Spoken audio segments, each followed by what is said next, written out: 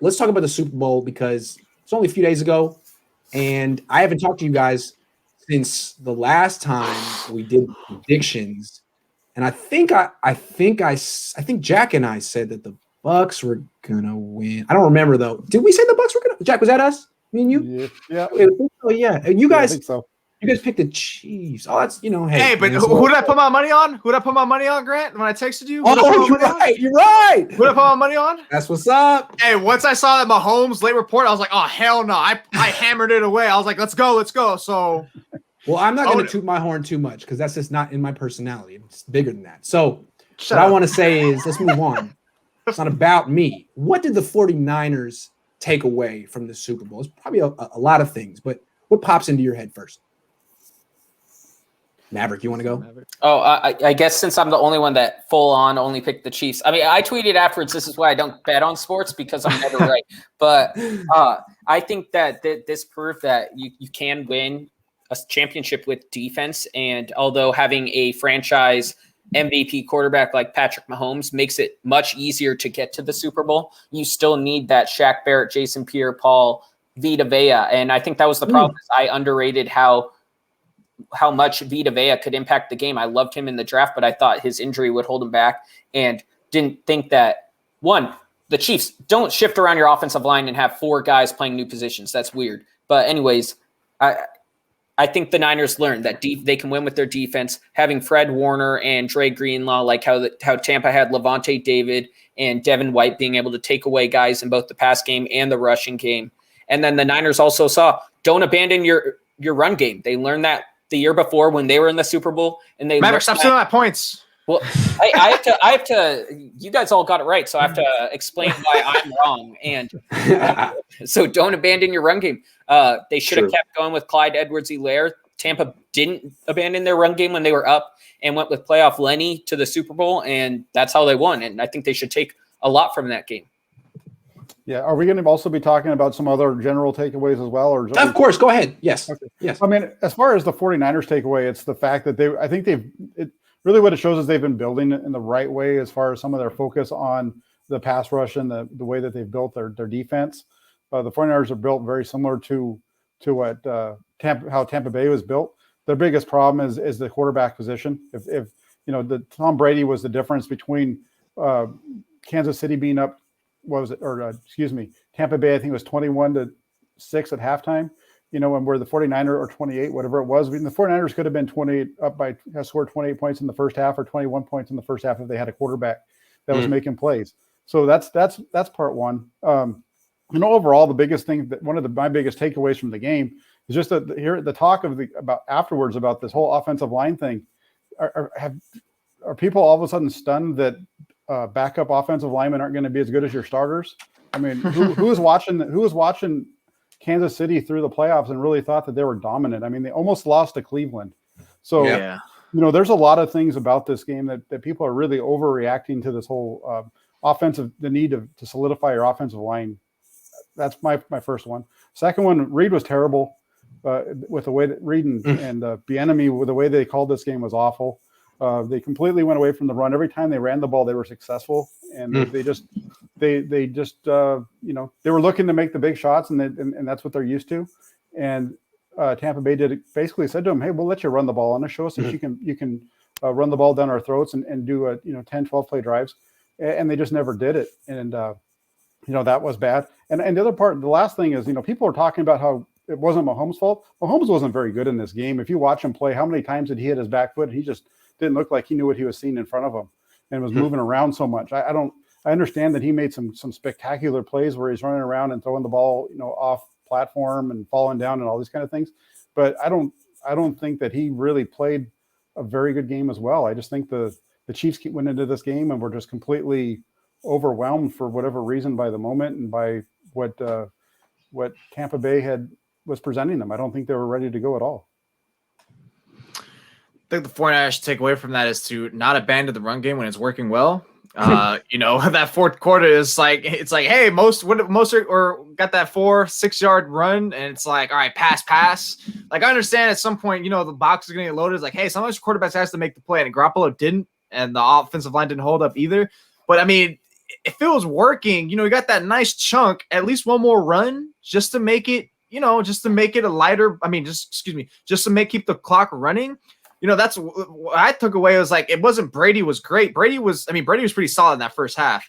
And aside from the defense, it was run gash to weaken them. And then it was like, all right, I'm just picking them apart like it's easy. Like some of his throws were layups, but not once again, not to diminish anything Brady did because he was pretty solid. But it's just, to me, like that run game just to diminish them, just bully them, and it worked out well. And that's kind of what the 49ers were doing for a good majority of the game. If maybe they had kept that up, it would have worked more. I mean, who's hindsight, but to me, it's just, if you just committed, just threw a little more, couple more runs, it would have worked fine. It would have worked fine. All you guys made great points, but that's the one I was sticking with. That, hey, if you were just run the ball, maybe become more effective, committed to it, it would have worked out fine in your favor. Yeah, I mean, there was the sequence at the end of the first half where the Chiefs are down 14-3 with the ball in the red zone. And they pass. They 3 times. They stop the clock on themselves twice. They give the ball back to the Bucs with a minute left, and they score a touchdown. That touchdown never should have happened. It wouldn't have happened if if the Chiefs had just run the ball and made sure that they used up the clock. So, yeah. But my biggest takeaway, and I think the 49ers' biggest takeaway, Jed York's biggest takeaway, is that just watching both teams, it's clear that Kyle Shanahan is elite, the best at building other teams. I mean, both the Chiefs and the Bucs are Kyle Shanahan's creation. They are a creation of his bad decisions. The Bucs have Tom Brady because of Kyle. Kyle didn't want him. Kyle could have had him. The Chiefs have Patrick Mahomes because of Kyle and about 9 other coaches that didn't want him. So Kyle, still learning how to build his own team. It takes time, but in terms of building other teams, he's done it twice. He is directly responsible for the past 2 Super Bowl champions. It's remarkable. He needs to get some credit for that. I'm just saying. Well, Jose doesn't like that at all. If you want to go that route, you could even say he's responsible for the Patriots winning the Super Bowl in 2017. 3. That is 3 teams. That's unreal. He should be in the Hall of Fame right now. 3 rings. I really like Jose's point, with the running and whatnot, because he really saw that in the second quarter, I think it was, where they just started running the ball, and it really looked like the Tampa Bay looked like they're running a Kyle Shanahan offense for a while, where they're running the ball, pounding it, and then they were throwing little screens. They weren't really doing anything, asking Brady to do a whole lot, and they got into the red zone, and they threw a touchdown pass. One of the things the Niners couldn't do in their Super Bowl. And then to your other point, Grant, real quick, is you mentioned the end of the first half and the way that played out. The other mistake that Kansas City made there was calling timeouts on defense and giving Brady more time to go down the field. Steve Young hit on that yesterday on KBR, and he was saying as he's watching the game, he's like, "What are you doing? This makes no sense. You're giving, because really what that did, in his words, was it gave Brady.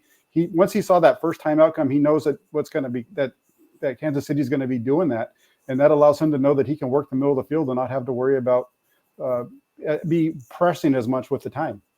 Also, in retrospect, Kyle Shanahan handled the end of the first half of the Super Bowl correctly. His goal was to not give the ball back to Mahomes. He did that. So, sorry, Kyle, you were right. Yeah, I said that at the time. You didn't. Yeah. We argued about that back. You were right, Jack. You end up usually being right. So No, I just wanted to say that I was wrong. I thought it was correct too. What are you talking about? Hey, I was wrong. I didn't get it. Now I get it. No, you're right, Kyle. You did that right. We have a few questions. We got wrong. I was as wrong as could be on Tom Brady. So, I think a lot of us not to were. beat a dead horse, but an athletic center would be the most important upgrade for this team in the run and the pass game. Absolutely. As my dad might say, couldn't hurt. Tampa used the same game plan the Niners used, just stuck with the run and executed in the passing game better and did not lose Tyreek in coverage.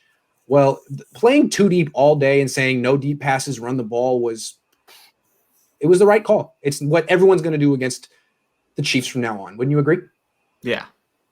Maybe if they still had Kareem Hunt, they would have felt more, I don't know. Edwards-Hilaire's pretty good too. They spent a first-round pick on him, so I don't see. He was also injured, though. I think that game still, no? Wasn't he still kind of hobbled? I don't know.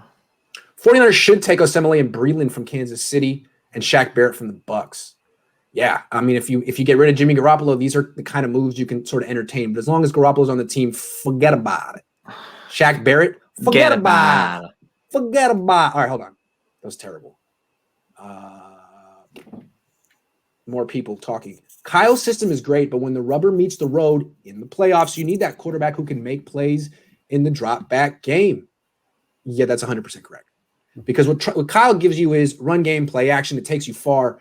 But to win the Super Bowl, you need the quarterback who can make those, 8 to 10 plays in the drop back game, some of them in the red zone, some of them on third down, some of them down in the fourth quarter, especially if you're losing in the fourth quarter. Then there's like the 2-minute drill drives, all that stuff. Yeah, absolutely. You can't just – they tried in 2019 to just have a lead and steamroll teams the entire way, but eventually you got to come from behind. And when they were behind with 5 minutes left in the Super Bowl, they fell apart.